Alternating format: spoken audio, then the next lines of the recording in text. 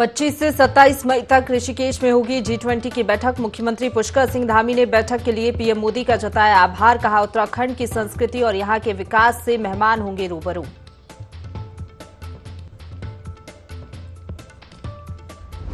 चारधाम यात्रा को लेकर श्रद्धालुओं में उत्साह। अब तक 12,36,011 तीर्थयात्री कर चुके चार धाम के दर्शन। सबसे अधिक केदारनाथ धाम पहुंचे श्रद्धालु।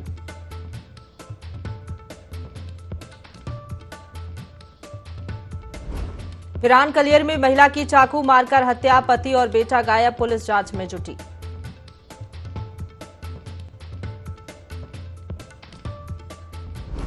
हल्द्वानी में फर्जी विजिलेंस अधिकारी बनकर पहुंचे चार पत्रकार, प्रधान सहायक से की ठगी, 3 गिरफ्तार।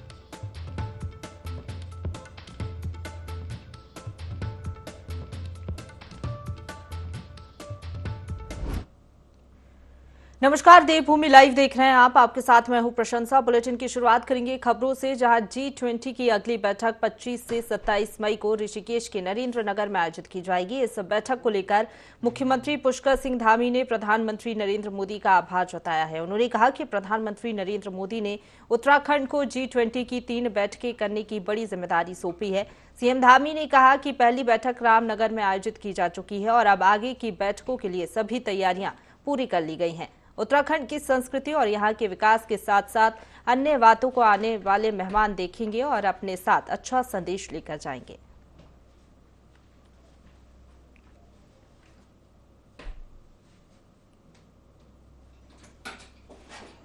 उनका धन्यवाद करता हूं कि उन्होंने हमारे राज्य को 3 G20 की बैठकें हमको यहाँ पर ऑर्गेनाइज करने का अवसर प्रदान किया। पहली बैठक हमारी रामनगर में हो चुकी है और बहुत शानदार बैठक रही। सभी आने वाले मेहमानों को, जिन लोगों ने उसमें भाग लिया, सभी एक अच्छा अनुभव लेकर गए और उत्तराखंड को पूरे विश्व के अंदर जाने का मौका मिला है। दूसरी बैठक भी हमारी ऋषिकेश नरेंद्र नगर में आयोजित हो रही है और तीसरी बैठक भी जून माह में आयोजित होगी। दूसरी बैठक के लिए हम पूरी तरह से तैयार हैं और आने वाले मेहमानों का स्वागत करेंगे। यहाँ की जो विशेषताएं हैं, जो यहाँ का वैशिष्ट है, जो किया हुआ कार्य है, या जो चीज़ें पूरे विश्व के अंदर जानी चाहिए, उत्तराखंड की पहचान, उत्तराखंड की जो हमारी समृद्ध सांस्कृतिक विरासत है, उन सबको विश्व के अंदर ले जाने के हमारे पास अच्छा अवसर मिला है। तो G20 के सभी लोगों के स्वागत के लिए और अपनी पहचान को और समृद्ध बनाने के लिए हम लोग तैयार। आगे बढ़ेंगे। खबर उत्तरकाशी से है, जहां गंगोत्री विधायक सुरेश चौहान की सूझबूझ से स्थानीय निवासी की जान बच पाई है। आपको बता दें कि गढ़ थाती के पूर्व प्रधान को हार्ट अटैक आ गया था और उनकी स्थिति काफी गंभीर थी, जिस कारण जिला अस्पताल ने उन्हें देहरादून रेफर कर दिया था। पर 6 घंटे की लंबी दूरी होने के कारण उनकी जान को खतरा हो सकता था, लेकिन स्थानीय विधायक सुरेश चौहान ने संवेदनशीलता दिखाते हुए एयर एम्बुलेंस की व्यवस्था कर उन्हें देहरादून भेजा।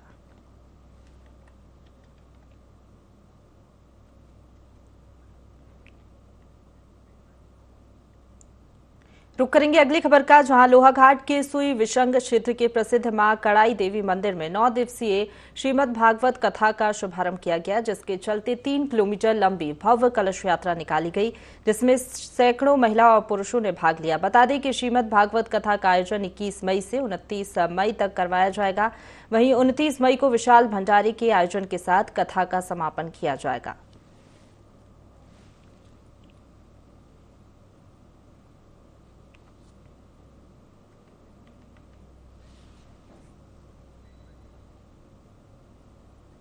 रुक करेंगे अगली खबर का, जहां लक्सर जीआरपी ने रेलवे स्टेशन से एक शातिर चोर को धर दबोचा। बता दें कि ये चोर रेलवे स्टेशन और रेलगाड़ियों से फोन झपटने और चोरी की कई वारदातों को अंजाम दे चुका था। जीआरपी के मुताबिक कई दिनों से चोर की तलाश जारी थी, जिसके बाद रुड़की रेलवे स्टेशन के पास से आरोपी वसीम को चोरी के 4 मोबाइल के साथ गिरफ्तार किया गया है।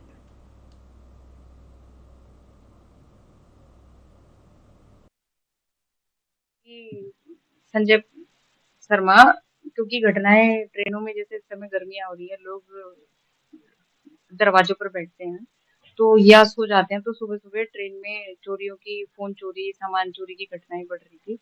तो चेकिंग कर रहे थे तो रुड़की रेलवे स्टेशन पर एक संदिग्ध व्यक्ति दिखाई दिया। जब उस से तलाशी ली पकड़ के, तो उसके पास से 4 मोबाइल फ़ोन बरामद हुए, जिसमें से 2 फ़ोन रेडमी के हैं, 1 वीवो और 1 नोकिया का फ़ोन है। इनके संबंध में 3 हमारे यहाँ मुकदमे दर्ज हैं और 1 मोबाइल फ़ोन के संबंध में जाँच की जा रही है। अभियुक्त आपराधिक प्रवृत्ति का व्यक्ति है। इसके खिलाफ 1 मुकदमा जीआरपी मुरादाबाद में है और 3 मुकदमे मुगलपुरा थाना जिला मुरादाबाद में दर्ज हैं।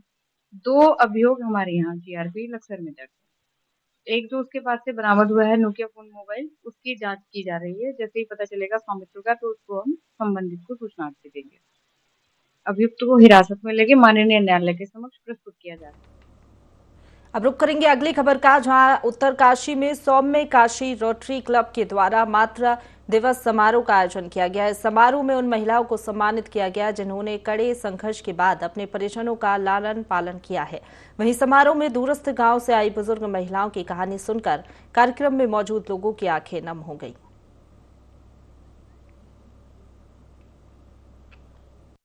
8 साल से मैंने अपने बच्चों का पालन पोषण करा। मैंने जो लोहा का धंधा में थे, जब धान बड़ा बड़ा हो जाते तो लोहा का धंधा लगाया, मैंने हाथ भी लगाया। और बैल में अपने बैलों मेरे बैलों को कोई गाँव में पकड़ नहीं सकती थी। मैंने बड़ी मुश्किल से खेत में लगाया। अपने पशु के लिए मैं पशु पालन करती है, खेती के काम करती है और सब्जी उपलब्ध करती है, अपने बच्चों को पालती है।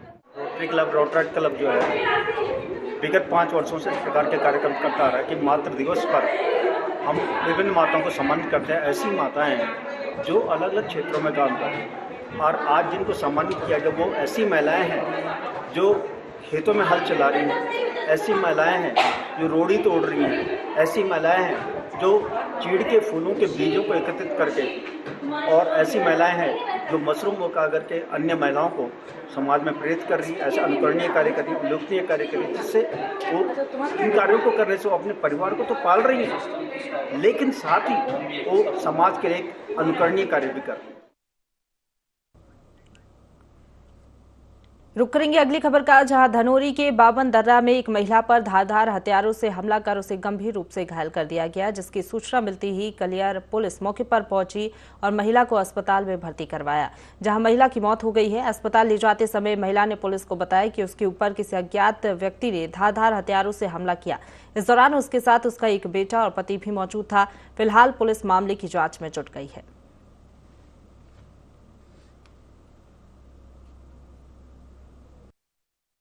महिला है जिसको इंजर्ड कर रखा है, चोट लगी हुई है। उसको 2 पासरबाई लोगों ने उसको बचाया और सूचना दी कि उसको मौके पर पुलिस पहुंची है, अस्पताल ले गए, लेकिन जहां पर महिला की मृत्यु हो गई है और उसको एक चाकू मारने के स्टैब वुंड है। बाकी कौन महिला है, क्या उसके बारे में है, बहुत सारी जानकारी नहीं मिल पाई है। हमारी टीम अभी उसको जानकारी कर रही है, लेकिन अभी तक जो लग रहा है कि कहीं ना कहीं वो यहाँ पर आ रही थी, अपने किसी पति के साथ आ रही थी या किसके साथ आ रही थी, और उसके साथ एक घटना यहाँ पर हुई है जहाँ पर उसको चाकू मारने के बाद उसको नहर में फेंका गया था। लेकिन 2 हमारे लोकल लोग थे जिन्होंने उसको बचाया भी बाद में और अस्पताल पुलिस तक पहुंचाया, लेकिन उसकी डेथ हो गई। अभी जानकारी की जा रही कौन महिला थी, क्या उसका वेरिफिकेशन है, क्यों आ रही थी यहाँ पर, इस चीजों के लिए टीमों। आगे बढ़ेंगे, खबर देहरादून से है, जहां एक भव्य कार्यक्रम में 51 मेधावी स्टूडेंट्स को सम्मानित किया गया। ये कार्यक्रम एक निजी होटल में यूनेस्को क्लब दून वैली की तरफ से आयोजित किया गया, जिसमें यूनेस्को क्लब ने 51 छात्रों को स्कॉलरशिप देकर नवाजा। इस समारोह में बतौर मुख्य अतिथि जस्टिस राजेश टंडन शामिल हुए। वहीं सुप्रीम कोर्ट के सीनियर एडवोकेट ने भी कार्यक्रम में शिरकत की। साथ ही पंजाब नेशनल बैंक के डीजीएम विराज डोगरा कार्यक्रम में अतिथि के तौर पर शामिल हुए।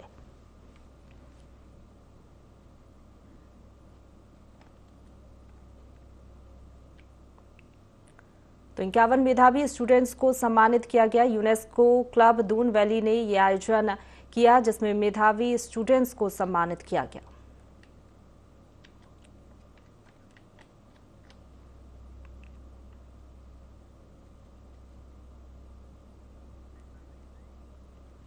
आगे बढ़ेंगे, रुक करेंगे देहरादून का, जहां कैबिनेट मंत्री चंदन राम दास के निधन के बाद बागेश्वर सीट पर उपचुनाव होने हैं। उपचुनाव को लेकर बीजेपी और कांग्रेस अपनी अपनी तैयारियों में लगी हुई हैं, तो वहीं दूसरी ओर कांग्रेस और बीजेपी में आरोप प्रत्यारोप का दौर भी जारी है। कांग्रेस प्रदेश अध्यक्ष करण माहरा का कहना है कि बीजेपी प्रदेश अध्यक्ष महेंद्र भट्ट बागेश्वर उपचुनाव में स्वर्गीय चंदन राम दास के परिवार में फूट डालने का काम कर रहे हैं। तो वहीं बीजेपी प्रदेश प्रवक्ता विनोद सुयाल का कहना है कि कांग्रेस के पास प्रत्याशी नहीं मिल रहा है और कोई भी चेहरा नहीं है, जिसकी वजह से उनके प्रदेश अध्यक्ष करण मेहरा इस तरीके की बयानबाजी कर रहे हैं।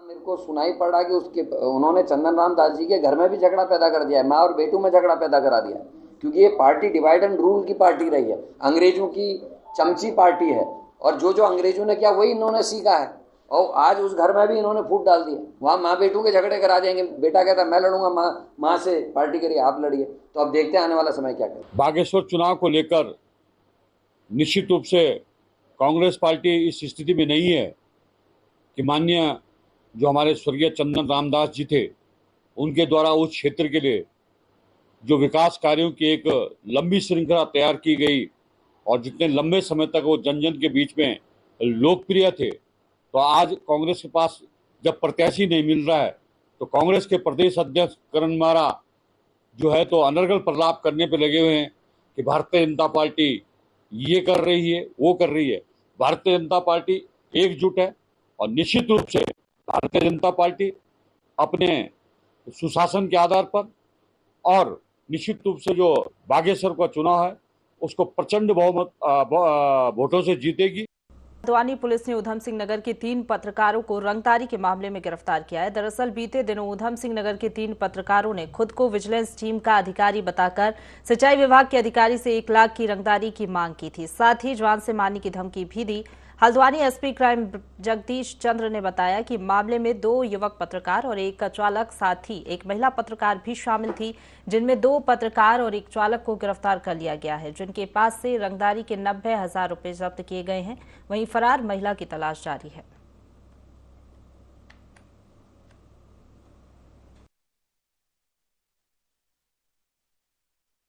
रंगदारी का एक सनसनीखेज प्रकरण सामने आया। इसमें मुख्य अभियंता सिंचाई विभाग के कार्यालय में तैनात जो बाबू थे, उनके पास 6 लोग आए और उन्होंने उनकी कोई वीडियो दिखाने के बाद कहा कि ये आपकी रिकॉर्डिंग हमारे पास से है और आप इसमें पैसे दीजिए, नहीं तो हम आपकी शिकायत करेंगे। वो डर गए और उसके बाद 1 लाख रुपये उन्होंने डरा धमकी कर ले। उनके पास पैसे नहीं थे, वो पैसे उन्होंने अलग अलग सोर्सेज से इकट्ठे किए और उसके बाद इन चारों को दिए। ये चारों के खिलाफ अभियोग पंजीकृत कोतवाली हल्द्वानी में हुआ।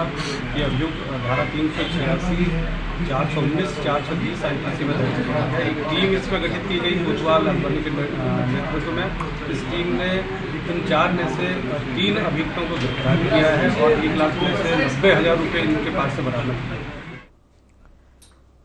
आगे बढ़ेंगे। चंपावत जनपद की सीमांत बनवसा थाना पुलिस ने ऑपरेशन क्रैकडाउन के तहत 7 लोगों को जुआ खेलते हुए गिरफ्तार किया, जिनके पास से कुल 4 लाख रुपए की नकदी बरामद हुई है। पकड़े गए सभी लोग नेपाल के कैसीनो जा रहे थे, लेकिन बॉर्डर पर हो रही चेकिंग से डर के वो सीमा पर स्थित जंगल में ही जुआ खेलने चले गए। पुलिस टीम ने जंगल बैराज गड़ी गोठ मार्ग पर मलेरिया नाले के पास जंगल में दबिश देकर जुआ खेल रहे 7 आरोपियों को गिरफ्तार किया है।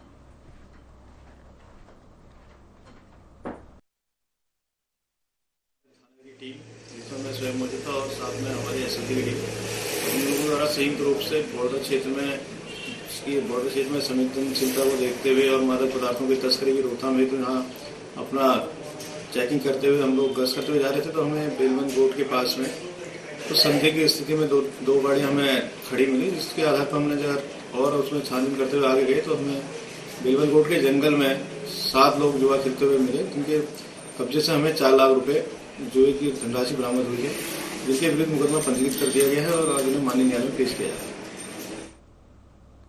आगे बढ़ेंगे। जनपद उत्तरकाशी की बालिका स्वाति नौटियाल ने ओजस्वी वाड़ी से नाम रोशन किया है। इस बच्ची ने डॉक्टर भीमराव अंबेडकर की जयंती पर संसद भवन में भाषण दिया, जिसकी सभी ने सराहना की है। वहीं स्वाति नौटियाल से हमारे संवाददाता दीपक नौटियाल ने खास बातचीत की।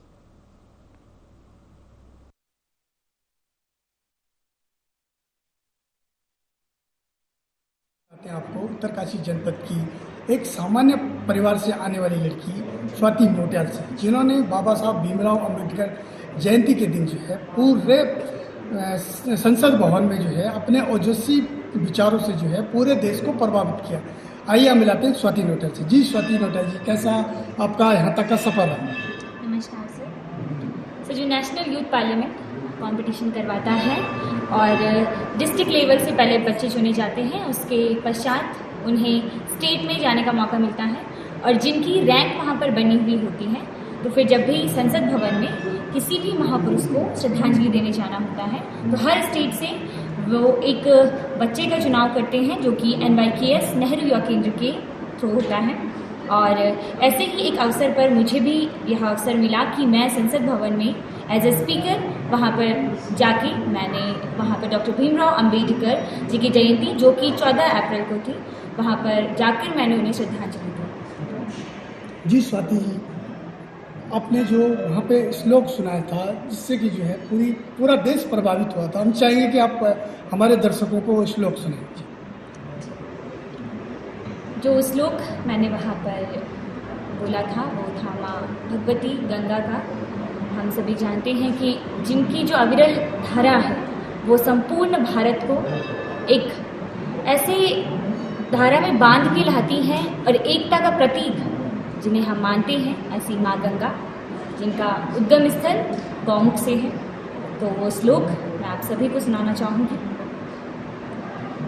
देवी सुरेश्वरी भगवती गंगे त्रिभुवन तारिणी तरल तरंगी। देवी सुरेश्वरी भगवती गंगे त्रिभुवन तारिणी तरल तरंगी। शंकर मौली विहारिणी विमले मम मतिरास्ता तव पद कमले। देवी सुरेश्वरी भगवती गंगे। आगे बढ़ेंगे। उत्तराखंड राज्य में बढ़ते नशे की प्रवृत्ति की रोकथाम के लिए मुख्यमंत्री पुष्कर सिंह धामी के ड्रग्स फ्री देवभूमि अभियान के अंतर्गत वरिष्ठ पुलिस अधीक्षक STF आयुष अग्रवाल ने ड्रग्स के खिलाफ कार्रवाई करने के निर्देश दिए हैं। STF की NTF टीम ने थाना रायवाला पुलिस के साथ संयुक्त कार्रवाई करते हुए थाना रायवाला स्थित 3 पानी फ्लाईओवर के पास से अभियुक्त से 207 ग्राम स्मैक बरामद की है, जिसकी अंतर्राष्ट्रीय बाजार में कीमत 20 लाख के करीब आकी गई है।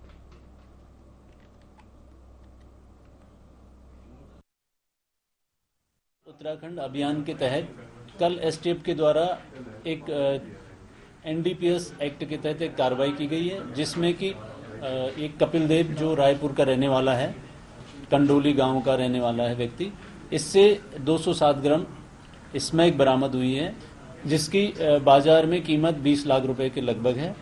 और उसके बाद आनंद कुमार फरार हो गया। फिर ये कपिल देव हमारे गिरफ्त में आ गया और इससे 207 ग्राम स्मैक के साथ साथ इसकी जो स्कूटी है जिससे ये कैरी करता है और बाकी लोगों को सप्लाई करता है, वो भी इससे बरामद हुई है।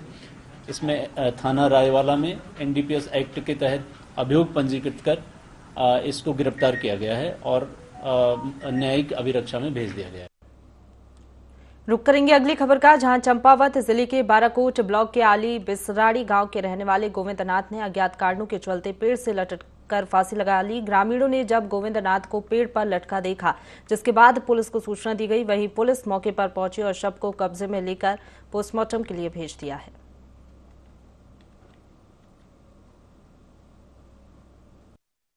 द्वारा ग्राम प्रधान बिसराड़ी द्वारा फोन किया गया था, सूचित किया गया था कि एक व्यक्ति ने अपने गले में फांसी लगा के आत्महत्या कर ली गई है। सूचना पर हम तत्काल यहाँ से रवाना होकर वहाँ पहुंचे। पहुंचने पर पता चला कि इसका नाम गोविंदनाथ गोस्वामी, पुत्र इनके पिताजी का नाम था जौहरनाथ गोस्वामी, जो आली गांव बिसराड़ी के रहने वाले थे। और सुबह जब कोई वहाँ देखने गया तो इनको पता लगा कि यहाँ पेड़ पे इन्होंने फांसी लगा रखी है। उन्होंने आसपास लोगों से भी पूछताछ की तो कोई ऐसा खास कारण नहीं बताया, पीने खाने के आदि थे पहले से, तो पता नहीं क्या टेंशन थी। अब ये उनके बेटों को सूचित कर दिया गया है, जो एक उनका बेटा आर्मी में है और एक बेटा दिल्ली में प्राइवेट में जॉब करता है। हमारे द्वारा मौके पर ही पंचायतनामा भर के PM के लिए यहाँ पे लाया गया है। शेष डॉक्टर द्वारा जाँच की जाएगी तो उसके उपरांत ही हमारे द्वारा नेक्स्ट जाँच की जाएगी। आगे बढ़ेंगे। चंपावत में 2 दिवसीय किताब कौथिंग मेले का शुभारंभ हुआ, जिसमें मुख्य अतिथि साहित्यकार एवं लेखक प्रोफेसर पुष्पेश पंत थे। जिला अधिकारी नरेंद्र सिंह भंडारी, ब्लॉक प्रमुख रेखा देवी, डॉक्टर अशोक पंत आदि ने दीप प्रज्वलित कर मेले का शुभारंभ किया। डीएम चंपावत नरेंद्र सिंह भंडारी के विशेष प्रयासों से जनपद चंपावत में दूसरी बार इस किताब कौथिंग मेले का आयोजन किया गया।